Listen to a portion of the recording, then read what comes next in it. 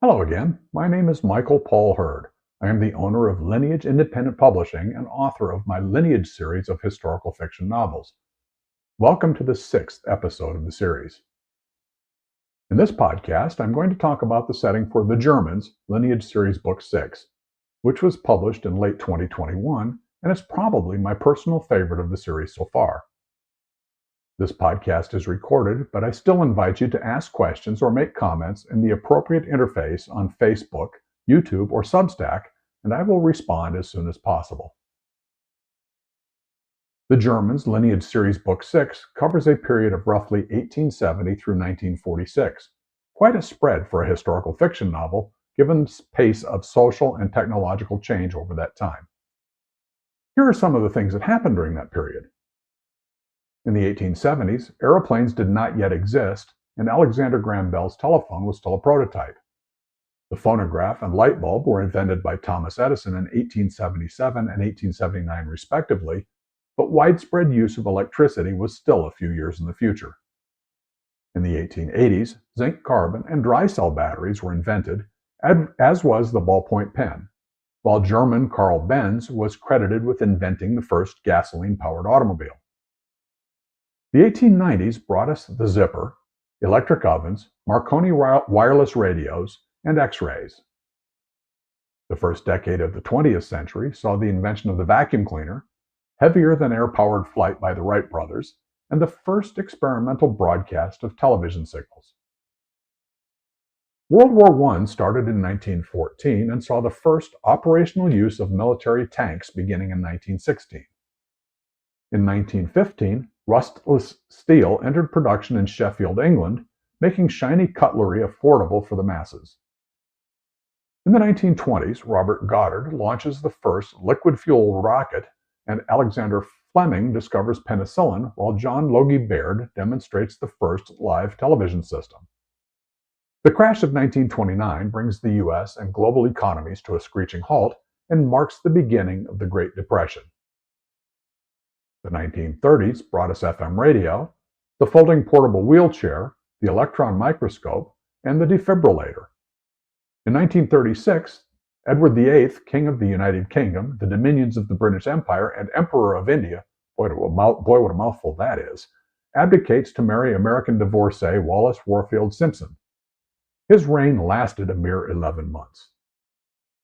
Economically, the world recovers from the Great Depression, but is on the brink of World War II. In the 1940s, German Wernher von Braun develops the first ballistic missile, known as the V-2 rocket. Its production was supported by concentration camp prisoners. Polyester is invented by British chemists John Rex Winfield and James Dixon. And by 1945, the United States Manhattan Project develops the first atomic bomb, followed by its use on Hiroshima and Nagasaki. My mother's grandparents emigrated from Volhynia at the end of the 19th and beginning of the 20th centuries. Volhynia was part of what is now Ukraine and then part of the Russian Empire. German farmers were allegedly invited to settle and farm that region by Catherine the Great in the mid-18th century, and the ethnic Germans were allowed to establish their own civil administrations, were granted freedom of religion, and were exempt from compulsory military service. As time went on, the German settlers fell out of favor and were gradually stripped of their German identity and conscripted into the Russian army. This is an oversimplification of a very complicated political situation, but the result was a steady emigration of ethnic Germans from the area, most of which eventually made it to the United States, with a large portion settling in southwestern Michigan. In the early chapters of The Germans, I spent quite a bit of time describing the social and economic conditions of Volhynia and how the anti-Jewish pogroms of the 1890 and faraway Kiev had the potential to expand to include the ethnic German farmers. One of the more poignant scenes in the book had a father explaining to his son why Russians hated Jews.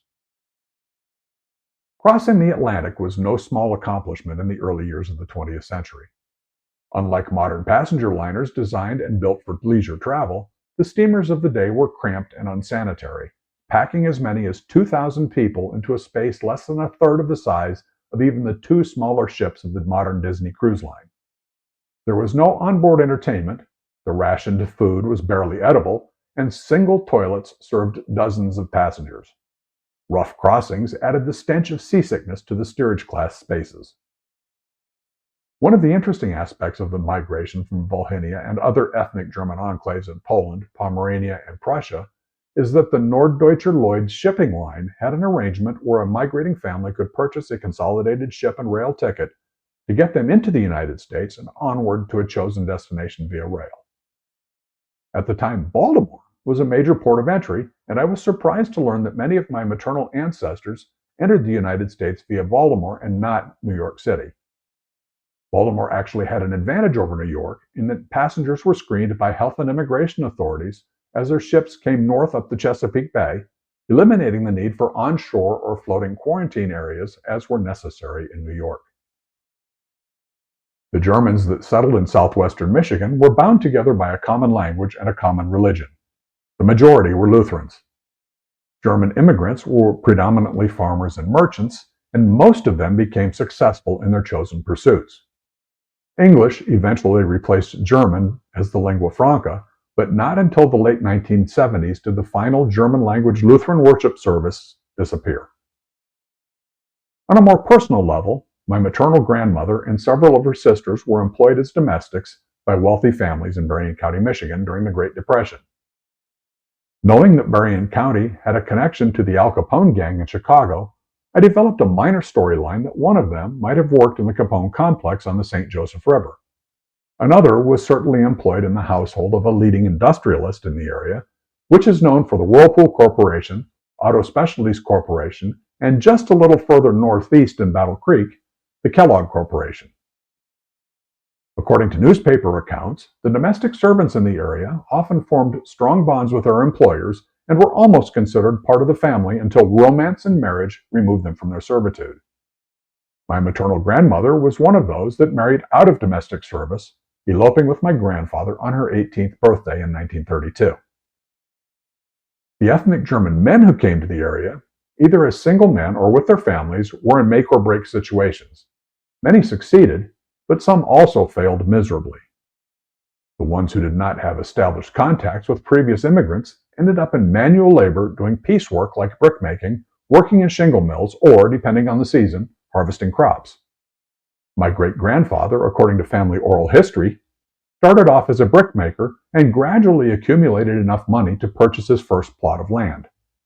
Coming from Volhynia, he already knew how to farm, and the fertile, loamy soil of Berrien County, Michigan, provided him with the right conditions to be successful. The Great Depression did not seem to affect the farms of southwestern Michigan to the degree that it hit the industrial base. Farms that had mechanized before the stock market crash of 1929 ensured their crops made it to centers of wealth like Chicago via steamers crossing Lake Michigan, or to local vacation homes and resorts that helped Berrien County gain the reputation as the playground of Chicago. World War II had a unique impact on the region. Farm owners were largely exempt from military service, but their sons contributed to the war effort by volunteering, which caused a shortage of manpower on the farms. From approximately 1942 until the end of the war, Berrien County was the site of several camps for German prisoners of war, with camps near Allegan, Benton Harbor, Coloma, Hartford, and elsewhere providing laborers to the nearby farms. I personally know of 2 locations where prisoners of war were either housed or worked, and it is likely that some POWs worked on farms owned by my maternal relatives. With Germany in ruins after the war, many of the POWs eventually returned to southwestern Michigan to begin a new life in the United States. Over the past few minutes, I've provided the historical context for the Germans, the 6th novel in my Lineage series. As a point of information, the Lineage series does not have to be read sequentially, as each book is a standalone, perhaps with an Easter egg or 2 linking it to other books in the series. 10 books have already been published, and the 11th, Take the Long Way Home, is on the way. A release is planned for sometime early in 2025. For Lineage Independent Publishing, I'm Michael Paul Hurd. Thanks for watching.